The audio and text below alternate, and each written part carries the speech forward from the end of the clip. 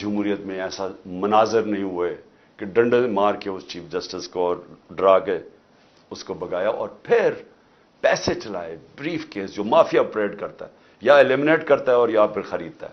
تو آزاد عدلیہ کو اس نے تباہ کیا.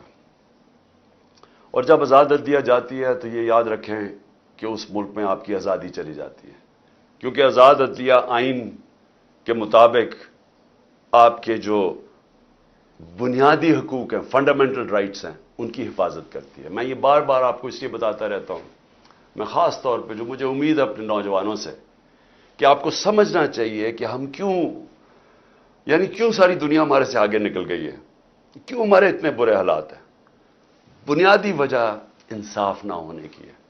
تو میں یہ بار بار آپ کو سمجھاتا ہوں کہ 27 سال پہلے جب میں نے انصاف کی تحریک شروع کی تھی، مقصد ہی یہ تھا انصاف ہوتا ہے، ملک آزاد ہوتا ہے، وہ ملک خوشحال ہوتا ہے. جس ملک کے اندر انصاف نہیں ہوتا، نہ وہ آزادی ہوتی ہے، نہ وہ جمہوریت ہوتی ہے، نہ وہ خوشحالی ہوتی ہے.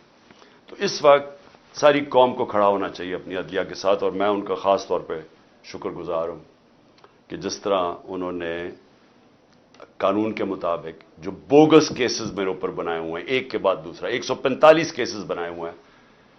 عدلیہ ایک ہی جگہ ہم جاتے ہیں امید لے کے، اور وہ اللہ کا شکر ہے کہ انہوں نے مجھے جیل میں سے بچایا.